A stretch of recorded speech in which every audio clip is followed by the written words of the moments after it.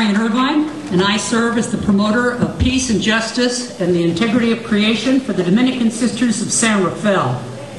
Yes, that's right. Hold your applause. We Dominicans have a long history in Marin County, serving the needs of others, especially in education, since 1889.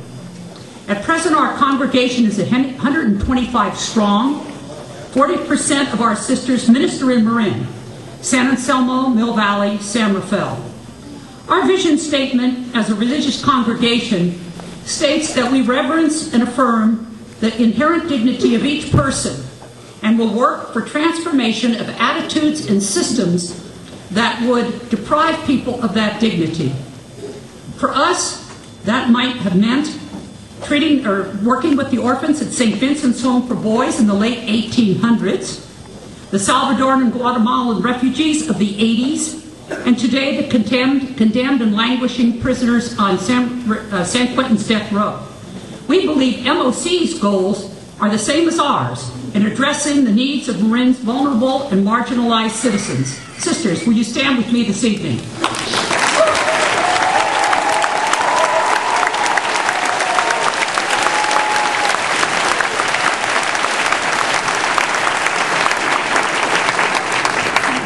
Good evening. I'm Betty Mull-Ryan, Chair of St. Raphael's Parish Council.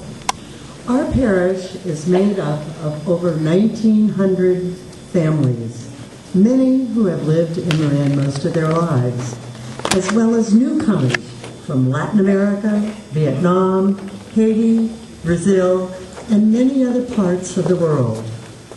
As a faith community, we serve the largest immigrant population in Marin. Our parish has the St. Vincent de Paul chapter, the Pax Christi Committee, a Peace and Justice Committee that focuses on many of our common concerns. This past Lenten season, more than 300 of us met in small groups over a simple soup supper, and we shared stories of so many the meaningful things and experiences in our life. We look to continue to bring our parishioners together in small groups to share hospitality and faith. Garden. I'm with the Bay Area Organizing Committee, and I'm also a member of St. Mark's Lutheran Church in San Francisco. The BAOC has been organizing in the Bay Area since 15 years. The day I first arrived here, I was picked up at the airport and driven not to my apartment, but directly to the top of Mount Tam. What are we doing here? I asked, anxious to unpack my suitcases. Stop and take a look, my friend said. And as I stood there atop Mount Tam, I saw the Marin County that so many people see, the one that draws so many of us here. I saw the absolute splendor of this place. I saw the trees. I saw the glistening water of the bay. I saw beautiful homes nestled in the hills. I saw healthy people riding their bikes in the sun. But that was all I saw that day.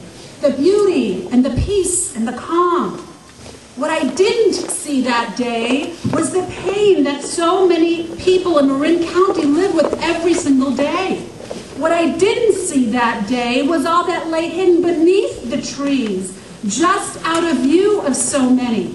What I didn't see that day was what you and I know to be the real Marin County, a complex landscape of both beauty and pain, of rich and poor, of young and old, and people of many, many backgrounds, living together side by side, yet so often so far apart.